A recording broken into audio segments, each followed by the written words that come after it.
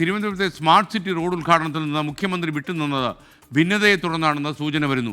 തദ്ദേശ സ്വയംഭരണ വകുപ്പ് മന്ത്രി എം രാജേഷിനെ പ്രചാരണ ഫ്ലക്സ് ബോർഡുകളിൽ നിന്ന് ഒഴിവാക്കിയതിൽ അദ്ദേഹം മുഖ്യമന്ത്രിയുടെ പരാതി അറിയിച്ചിരുന്നു എന്നാണ് നമുക്ക് ലഭിക്കുന്ന വിവരം.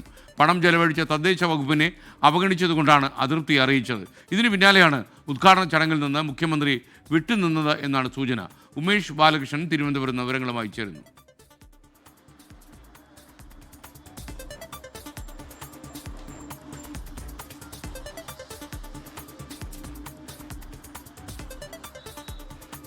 ഉമേഷ്, ഞാൻ പറയുന്നത് കേൾക്കാമോ? പറയൂ ഉമേഷ്.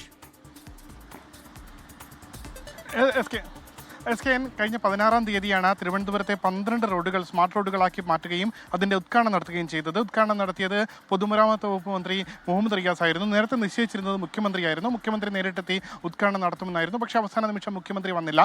അന്ന് അറിയിച്ചിരുന്നത് മുഖ്യമന്ത്രിക്ക് ആരോഗ്യ പ്രശ്നങ്ങളുണ്ടെന്നായിരുന്നു. പക്ഷേ ആ പരിപാടി നടക്കുന്നത് ഉച്ചയ്ക്ക് 4:30-ക്കാണ്. അതിന് മുന്നോടിയായി നടന്ന അതിന് മുന്നോടി ഉച്ചവരെ നടന്ന പരിപാടികളിൽ മുഖ്യമന്ത്രി പങ്കെടുത്തിരുന്നു. പിറ്റേ ദിവസം രാവിലെ 10 മണിക്ക് നടന്ന പൊതുപരിപാടിയിലും മുഖ്യമന്ത്രി പങ്കെടുത്തിരുന്നു. പക്ഷേ ഉച്ചയ്ക്ക് ശേഷമുള്ള 3 പരിപാടികൾ റദ്ദാക്കി. അതിലൊന്നായിരുന്നു ഈ സ്മാർട്ട് സിറ്റി റോഡുകളുടെ ഉദ്ഘാടനം.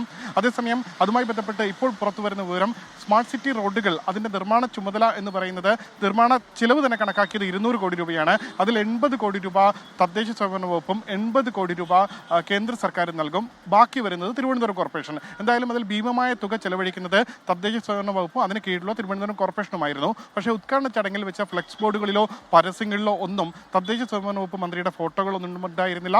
ഉദ്ഘാടനം ഫോട്ടോകളിൽ പൂർണ്ണമായി ഉണ്ടായിരുന്നത് മുഖ്യമന്ത്രിയും പൊതുമരാമത്ത് വകുപ്പ് മന്ത്രി മുഹമ്മദ് റിയാസും മാത്രമാണ്.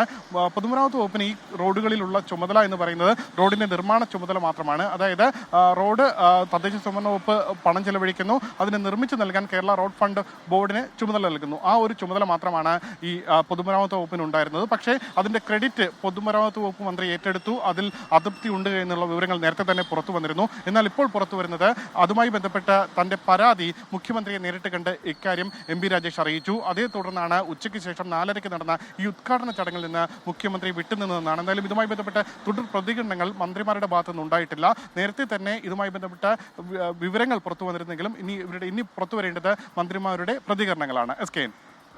ഉമേഷ് ബാലകൃഷ്ണനാണ് വിവരങ്ങൾ നൽകിയത്.